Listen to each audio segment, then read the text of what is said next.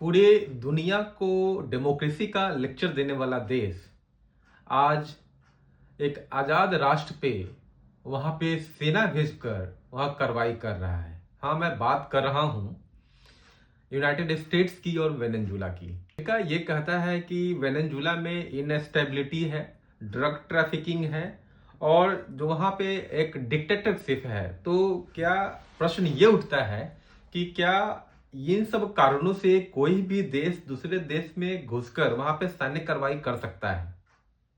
इससे पहले भी अमेरिका का कहना है कि जो वहाँ के राष्ट्रपति हैं निकोलस मादुरो, उन पे बहुत सारे सैंक्शंस जो है पहले से ही लगाया जा चुका है।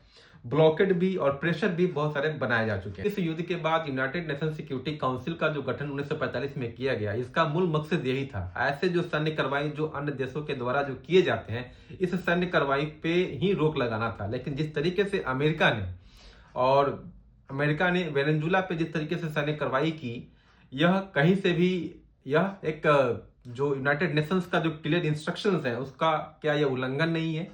क्या उसका उल्लंघन नहीं किया गया है? एक तरफ तो अमेरिका ये कहता है कि किसी दूसरे देश के मामलों में जो रसिया है और चाइना है उनका इंटरफेयर करना वह यूनाइटेड नेशन सिक्योरिटी काउंसिल का उल्लंघन है। तो क्या जो अमेरिका के द्वारा जो किया गया, क्या यह यूनाइटेड नेशन सिक्योरिटी काउंसिल का जो एक्ट है, जो प्रिंसिपल है, क्या उसका उल्लंघन नहीं है? इसके दूसरे एंगल की तरफ देखें तो वेनेजुला के पास जो है दुनिया का सबसे बड़ा वाइल्ड रिजर्व है। और जब भी किसी भी देश के पास जब ऐसे रिजर्व्स और ऐसे रिसोर्सेज जब दिखते हैं तो अमेरिका का इंटरेस्ट जो है उस देश के प्रति जो है वो बढ़ जाता है। इससे पहले पूर्व में भी हमने देखा है कि किस तरीके से अमेरिका का इंटरेस्ट जो है वह ईरान में, अफगानिस्तान में, लीबिया में, सीरिया में, इन सारे जो देश का जो मैंने नाम लिया है, इन सारे देशों में इन पे किस तरीके से कार्रवाई किया गया यह किसी से छुपा नहीं है। इस तरह की लड़ाई में न तो अमेरिका के बड़े